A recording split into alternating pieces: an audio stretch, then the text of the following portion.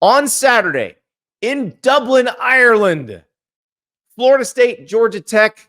Florida State is an 11.5-point favorite against the Yellow Jackets. The number has been creeping up over the months. It is now sitting at 55.5. And that's been what I've been thinking about. I've been thinking about the number as it relates to the point spread, because this is a fascinating game, because Georgia Tech, I suspect, is going to be better than Georgia Tech was last year. And I thought Brent Key in his first full season as head coach overachieved. Better, though, might not translate into a better record, because Georgia Tech has the hardest schedule in the ACC.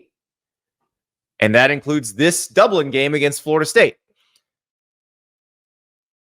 UT Boy in the chat reminding us, and this is important too. I'm going to get to this. UT Boy says, I'll take 11.5. He also says 63-3, which would be the score of the Orange Bowl last year. Georgia Tech beating Florida State, a Florida State team that did not look anything like the team that won the ACC because, well, they didn't make the playoff.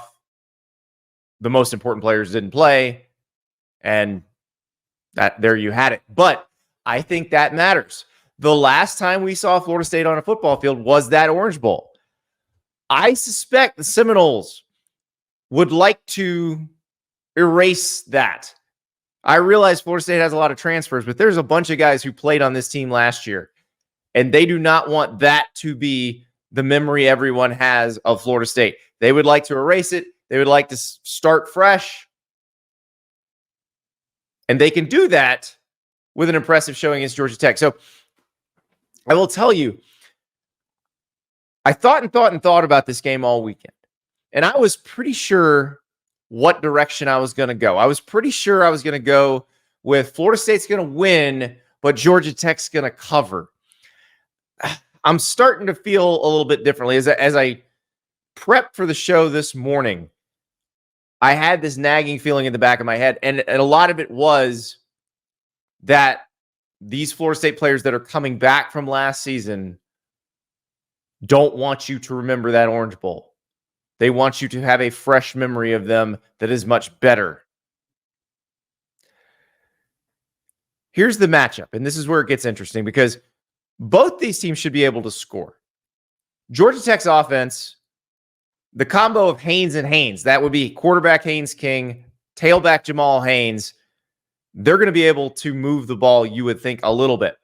So Haynes King produced 37 total touchdowns last year, 27 passing, 10 on the ground. Jamal Haynes ran for 1,059 yards and averaged 6.1 yards a carry. Eric Singleton, the receiver, great freshman year, trying to follow up on that. But here's where it gets interesting. So Haynes King also threw 16 interceptions last year. That's the key here.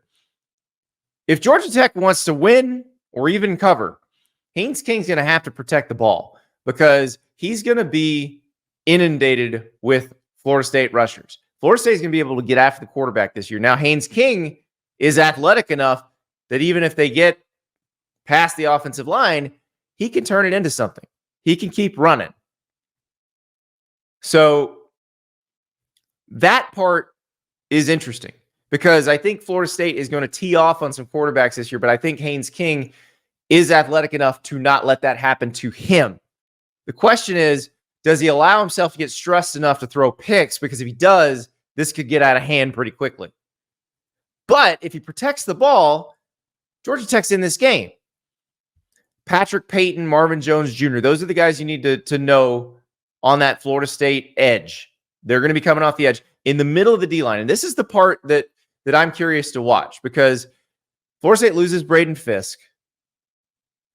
Fantastic defensive tackle. They lose Jared Verse, who's a very good edge rusher. But Fisk in the middle was a force last season. You saw him in the ACC championship game, just unstoppable. But Florida State is actually feeling good about their starters at this spot. They're maybe not as deep as they were last year, but Josh Farmer and Darrell Jackson, 310 pounds, 330 pounds. They are monstrous up the middle. Monstrous, and they can move. I don't know if it's going to be that easy to run on them. That's the tricky part. If Georgia Tech can't establish that run game, it's going to be a problem. On the other side of the ball, We don't know what's going to happen with DJU.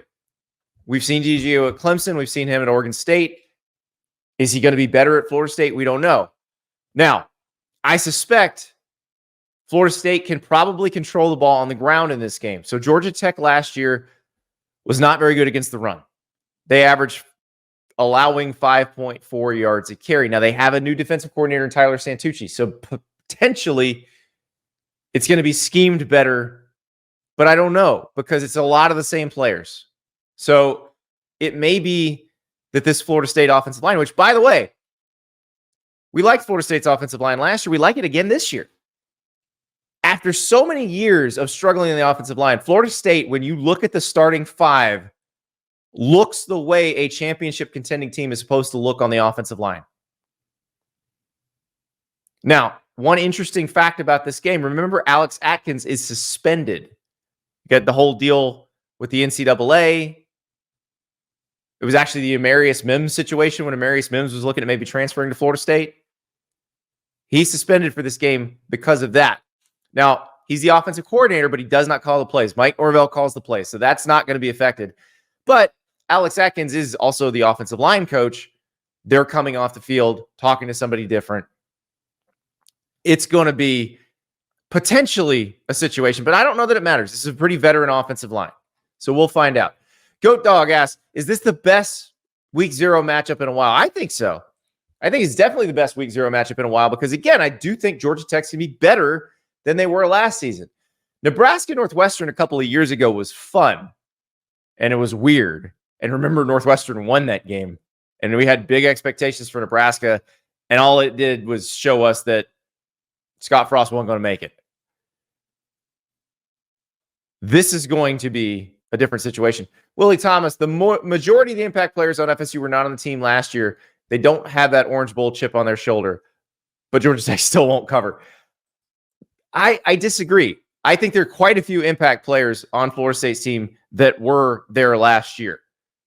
DJ Lundy, I mentioned Josh Farmer. I mentioned Patrick Payton, Lawrence Toafili. Lawrence Toafili didn't play in the Orange Bowl. The last time we saw Lawrence Toafili, he was averaging 11.8 yards a carry in the ACC championship game.